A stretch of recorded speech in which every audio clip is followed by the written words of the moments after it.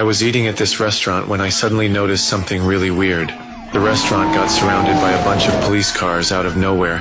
The cops seemed to be hunting down someone. I quickly scanned the situation around me. There was just an elderly couple and 2 kids playing in the restaurant. I immediately realized these cops were here for me. Without any hesitation, I put down my fork, paid my bill, then I placed both hands on the table.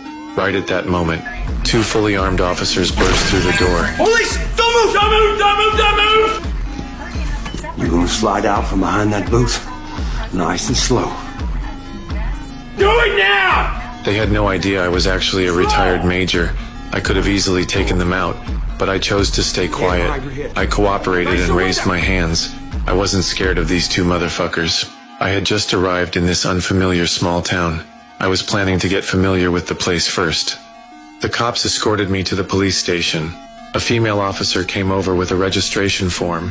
She wanted to ask for my personal information, but I didn't say anything. I carefully observed every detail in the police station. My behavior pissed off the fat chief. The chief was about to throw me in a holding cell. At the crucial moment, a black detective stopped the chief. This detective seemed more polite. He took me into a conference room alone. He explained why they arrested me. Last night, a brutal murder happened in town. The victim was shot twice in the back of the head with 9mm bullets at close range. After confirming the target was dead, the killer not only picked up the shell casings, but also beat the victim for a long time. Finally, he casually covered the body with a flat piece of cardboard. This morning, a witness claimed they saw me near the crime scene, so they decided to arrest me. After hearing the detective's description, I decided to defend myself. I didn't kill anybody. At least not recently. And not in this town. From the detective's preliminary description of this murder case, I quickly analyzed tons of details about the case. 3 men dropped this body. Enlighten me. Shooter was someone who knows firearms well. Bullets were small caliber, 9mm, 95 grain, that's subsonic. A silencer was used. He also knew enough to pick up his brass. This wasn't a first-timer. This was someone who knew how to conduct a quiet, effective kill. Okay, go on. You're also looking for a psycho who'd beat up a body post-mortem. Someone completely unhinged. Totally different profile from your professional shooter. Something wrong? No. You said there were 3.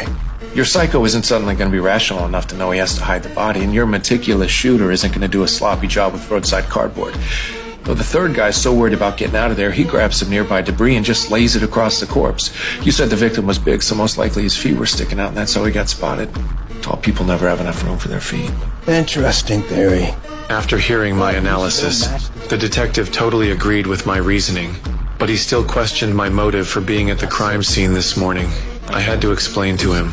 I just happened to get off at the nearby bus station. I'm from out of town. The reason I came to this small town was to pay respects to a blind blues singer. The police only found a toothbrush on me, a French war medal, and $200. My belongings were pretty basic. I traveled 900 kilometers to mourn the deceased. He thought I might be lying.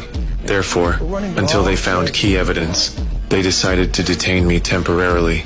Later, the female officer looked up my personal file. After seeing my real background, they were all shocked. West Point graduate, Silver Star. Defense Superior Service Medal, Legion of Merit, Soldier's Medal, Army Commendation Medal, Bronze Star, a 2nd Silver Star, and a Purple Heart. That wasn't even all of it. I had also served as military police for a while.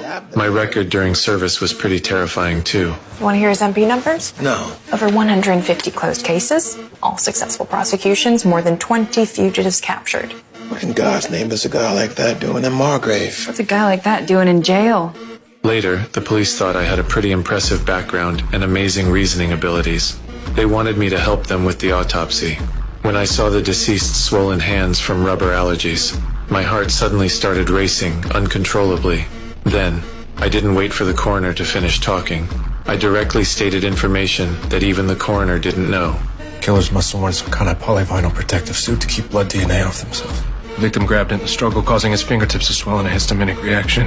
His dental work's off because he had his teeth fixed wherever he was living at the time. Broke his right arm when he was 8, had it set in Berlin. Had his tonsils taken out at 10 in Seoul. When I saw the body, my guess was right. This victim was actually my brother I hadn't seen in years. We were wrestling. I pinned him against the stove. Didn't know my mother had just turned it off. That's how my brother got this scar. Since we were kids, my brother had always been protecting me. Later, we each started working and lost touch. But in my heart, my brother was incredibly smart and excellent. He was always the brother I admired most. When I think back to that familiar yet cold body in the morgue, right now, I can no longer suppress the rage in my heart. You okay, Richard? I guess I'll find everybody responsible. And every last one of them.